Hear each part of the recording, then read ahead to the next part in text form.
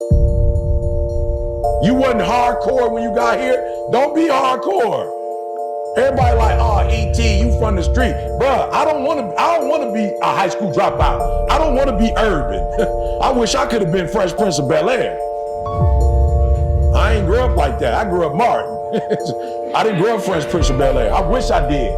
It would have been easier. I'm not like this because I want to be like this. I'm a high school dropout because my daddy wasn't in my life. You don't want this. I'm not hard because of the streets. I'm hard because my daddy wasn't in my life.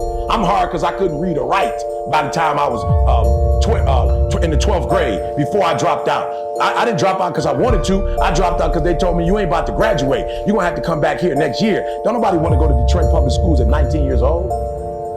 You don't want to get joked on, so I quit. You don't want this.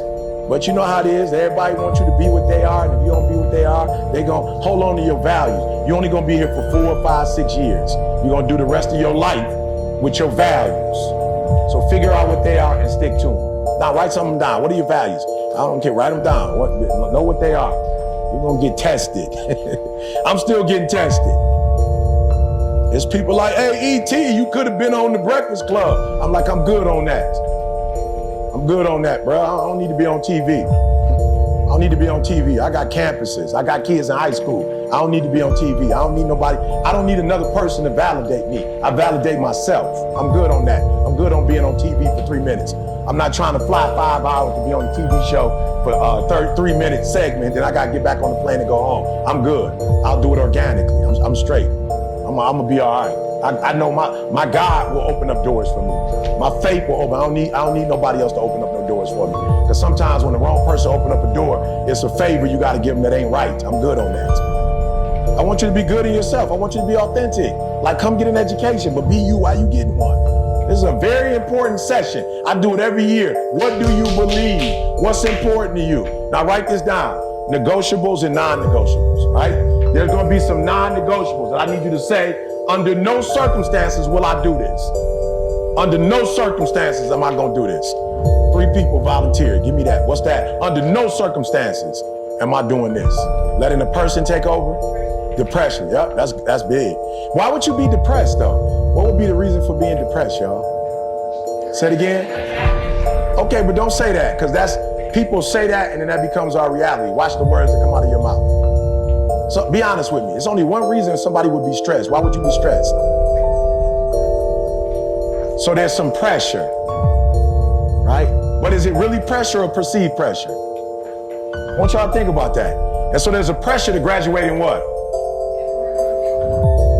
But is that a real pressure? It's not about graduating in 4 years. It's about 120 credits. I'm sorry. I could be. Am I right, Murray? It's 120 credits. This ain't no doggone sprint. This is a marathon. Does everybody finish a marathon at the same time? So then why should we finish college at the exact same time? What's the hurry? So that's what I mean. A lot of the pressures that you feel, they're not real. Said to me once, he was behind. I said, what? You're 21 years old, who you behind? Like, I'm confused, but then it made sense. His 3 homies went to the NBA from Michigan State. So I'm like, oh, you behind.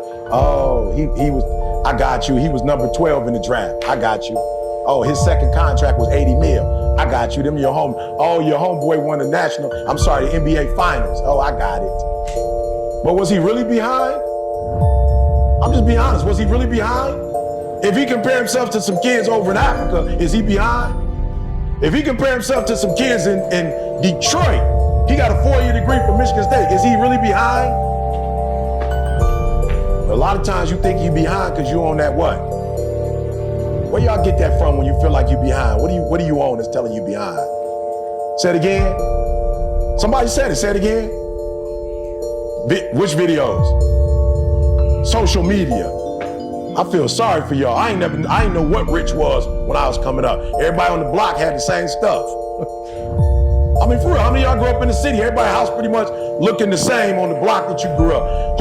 Which one of y'all grew up on the neighborhood where one house was 200,000, another house was $1 million, and another house was 1.5 million? How many of y'all grew up in that kind of community where it was that different? Okay, how many of y'all grew up where most of the houses cost the same amount in your neighborhood? They were pretty much the same range.